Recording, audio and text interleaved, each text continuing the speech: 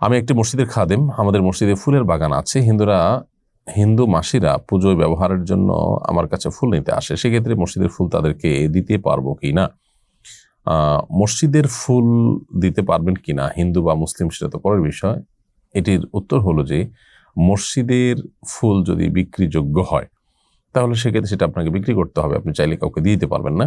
আর যদি বিক্রিযোগ্য না হয়, বরং এমনি এই ফুল ফুটে থাকে, কেউ ছিঁড়ে নিয়ে যায়, বা এটা মানে প্রফিট করার মতো কিছু না মসজিদের, তো এরকম যদি হয় তাহলে সেক্ষেত্রে তো কেউ নেওয়ার যদি রেওয়াজ থাকে, মানুষ নিল, গ্রান শুকলো, সেটা না জায়েজ নয়।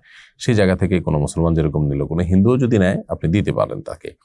কিন্তু পুজোর উদ্দেশ্যে যদি নেন, যেটা নিয়ে তিনি পুজো হিসাবে পুজোর কাজে এটা ব্যবহার করবেন, তাহলে সেক্ষেত্রে সেটি না জায়েজ হবে। কারণ আল্লাহ রাব্বুল আলামিন কোরআনে কারীমে সূরা মায়দার 2 নম্বর আয়াতে বলেছেন, তাআওয়ানু আলাল বিররি ওয়াত তাকওয়া ওয়ালা তাআওয়ানু আলাল ইসমি ওয়াল উদওয়ান, তোমরা কল্যাণ এবং তাকওয়ার কাজে একে অন্যের সহযোগিতা করো, কিন্তু পাপ এবং সীমালঙ্ঘনের কাজে কেউ কারোর সহযোগিতা করো না। এজন্য আপনার যথাসম্ভব এ ধরনের কাজে চেষ্টা করতে হবে যে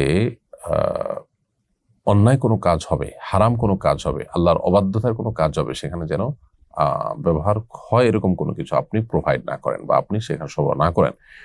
সেখানে মসজিদের জিনিস সেটা নিয়ে আল্লাহর সঙ্গে শিরক করা হবে, সেটা আপনি কোনো অবস্থাতেই দিতে পারেন না। যদি তিনি ভুল বোঝেন, পারলে সুন্দর করে থেকে বোঝাবেন, আর না হলে অন্যভাবে আপনি এড়াবেন, কিন্তু এটা আপনি দেওয়া জায়েজ নয়। বাকি এমনিতে যদি মানুষ হিসাবে আমরা অন্য 10 জনের মতো করে ফুল নেন, তিনি ঘ্রাণ শুকেন, এবং এই ফুল যেটা বললাম যে মসজিদের আসলে কোনো অর্থনৈতিক কোনো উপকারিতা বয়ে আনার মতো বিষয় না, পড়ে থাকে বা ছিঁড়ে পড়ে যায় বা অনেক হতে থাকে, মানুষ নিয়ে যায়, এটা প্রচলন যদি থাকে তাহলে সেক্ষেত্রে আপনি তাকে দিতে পারেন।